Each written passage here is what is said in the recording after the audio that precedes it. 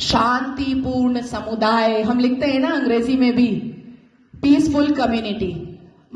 मीना कुमारी जी का एक गाना था, तेरी महफिल में दिल लगाकर हम भी देखेंगे। तो मुसलमानों की महफिल में दिल लगाकर नाज़िया इलाही खान ने भी देखा, और जब देखा तो पाया कि हलाला ससुर के साथ बहू बिस्तर पर, आई एम सॉरी टू से, लेकिन मैं रॉ वर्ड ही यूज करती हूं। ससुर कर रहे हैं बहू का हलाला, और सनातन धर्म में मैंने कल देखा कि कैसे बहू बेटी की तरह खाना परोस रही थी।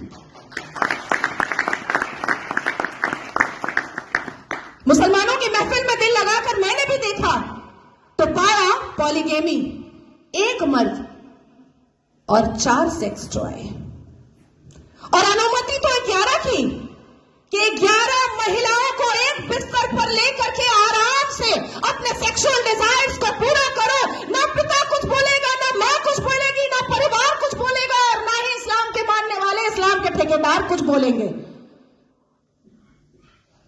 इस महफिल में दिल लगाकर मैंने भी देखा और पाया निकाह मुत्ता, टेम्पररी सेक्सुअल मैरिज।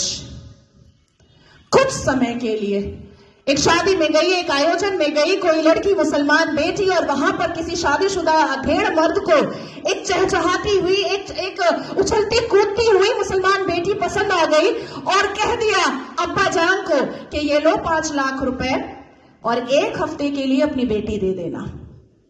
कॉन्ट्रैक्ट होता है, कॉन्ट्रैक्ट।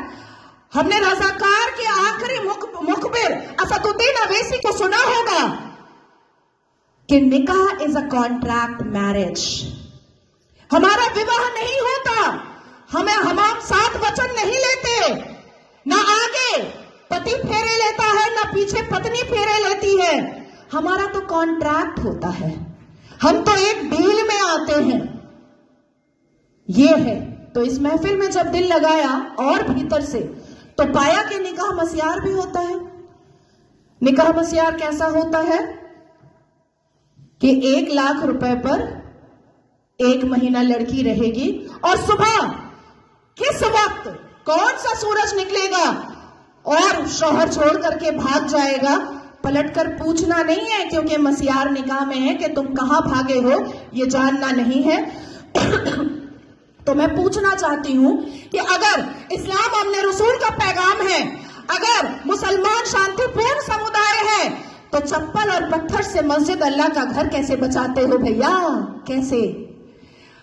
1947 से मुसलमानों ने अपने एक्टिविटी से, अपने बिहेवियर से ये लोगों को बताया है कि ये कोई अमने रसूल नहीं है, ये प्रॉफिट मोहम्मद सल्लल्लाहु अलैहि वसल्लम के फॉलोअर तो नहीं है, ये औरंगजेब के ठरकजेब हैं, ये मुगले आजम के जाहिले आजम हैं। बस इतना ही है इनका परिचय, इसके अलावा इनका परिचय कुछ भी नहीं है। शिक्षा बोलो नहीं लेंगे, इंसान बनने बोलो नहीं बनेंगे, कुछ पढ़ने बोलो नहीं पढ़ेंगे, कुछ करने बोलो नहीं करेंगे, लेकिन रेप करने बोलो तुरंत करेंगे, लव जिहाद करने बोलो तुरंत करेंगे, बम गोली बारूद फेंकने बोलो तुरंत फेंकेंगे, आतंक मचाने बोलो तुरंत बचाएंगे।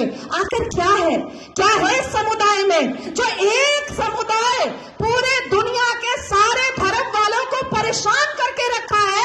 आखिर क्या है राज उस आसमानी किताब का, उस अल कुरान का राज क्या है, जो मदरसों के अंदर छुप कर पढ़ाया जाता है, जो मजार के अंदर छुप कर करवाया जाता है, जो मस्जिदों के अंदर छुप कर सुनाया जाता है, जो घरों के अंदर तरबियत और तालीम में बताया जाता है? क्या है उसका राज?